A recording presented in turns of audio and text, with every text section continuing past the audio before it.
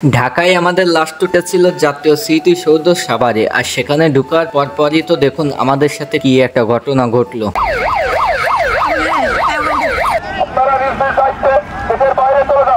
এই জাতীয় স্মৃতিসৌধের ভিতরে এত সুন্দর একটা জায়গা, মানে আমি না ঢুকলে আর না ঘুরে ঘুরে দেখলে তো আসলে আমি বিশ্বাসই করতাম না। আর এই এত সুন্দর সুন্দর জায়গা ঘুরে ঘুরে আপনাদের সাথেও শেয়ার করব। আর এর ভিতর ঢুকে আমাদের এমনটা কেন হয়েছিল সবকিছুই থাকছে আজকে ভিডিওতে, তো ভিডিওটি না টেনে সম্পূর্ণ ভিডিওটি দেখতে থাকুন।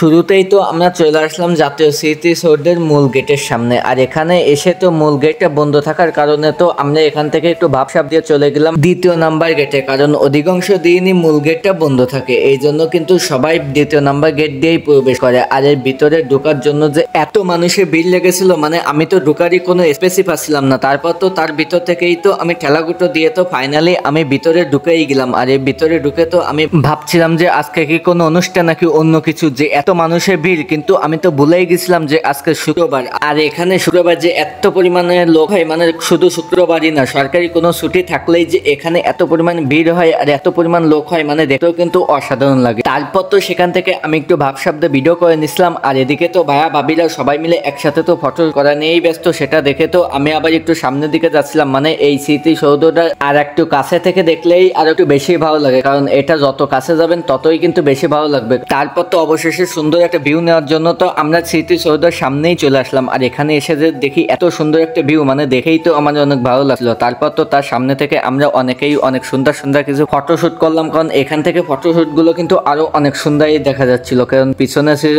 স্মৃতিসৌধ এবং সামনে আমরা থাকার কারণে আরো একটু বেশি ভালো দেখা যাচ্ছিল। এবার চলুন পরিচয়টি করে দিই। আজকে গেছিলাম আমি, ভাইয়া, ভাবি, ভাইপো, আপন সহ আমরা 5-6 জন, মানে আমরা কিন্তু একসাথে যে কিন্তু অনেক মজা করছিলাম এবং অনেক চিল করছিলাম। তার ভিতর থেকে কিন্তু আমি কিছু ভিডিও করে নিচ্ছিলাম। আর এই ভিডিও করতে করতেই তো এদিকে দেখি তো জীবন ভাই আর ইব্রা ভাই বাদাম খাওয়া শুরু করে দিল। আর বাদাম গুলো আমরা খেতে খেতেই তো একসাথে চলে আসলাম আবার স্মৃতিসৌধের মাঝখানে। এসে তো এখান থেকে তো সাইডে একটা বন বন করে ভিউ নিচ্ছিলাম, কারণ সময় যতই যাচ্ছিল ততই কিন্তু লোকজন আরো বেশি বাড়ছিল। আর আমার কাছে কিন্তু ততই বেশি ভালো লাগছিল, কারণ এত লোকজনের মধ্যে ঘোরাফেরা করতে কিন্তু আমার একটু বেশি ভালো লাগে। আর সাইডে এত সুন্দর একটা ভিউ, মানে সাইডে শুধু ওয়াও আর ওয়াও, মানে দেখেই তো আমার অনেক ভালো লাগছিল। আর ওয়াও ওয়াও কি জন্য বললাম সেটা তো আপনারা হয়তো বুঝতেই পারছেন, মানে সাইডে যে এত সুন্দর শুধু মেয়ে ছেলে, আমার তো দেখেই অনেক ভালো লাগছিল। তারপর তো সাইডে বন বন করে ঘুরতে ঘুরতেই তো চলে আসলাম জাতীয় স্মৃতিসৌধের একদম গুড়াই, মানে একদম নিচেই। আর ওইখানে এসেও তো আমি একটু দূরের একটা সুন্দর একটা ভিউ নিচ্ছিলাম। এই দূরের ভিউ নিতে নিতেই তো চলে আসলাম আমরা লাল শাপলা ফুলের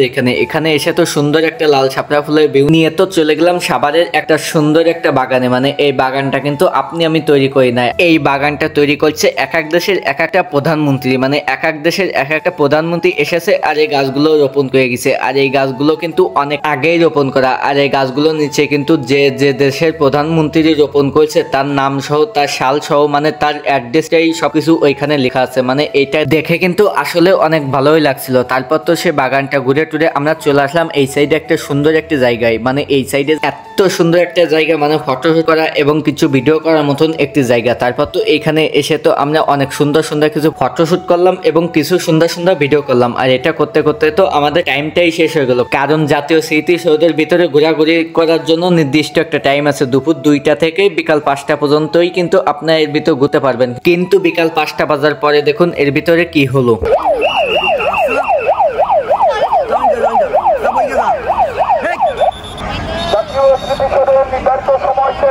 আপনারা নিজ নিজ দায়িত্বে দেশের বাইরে চলে যান।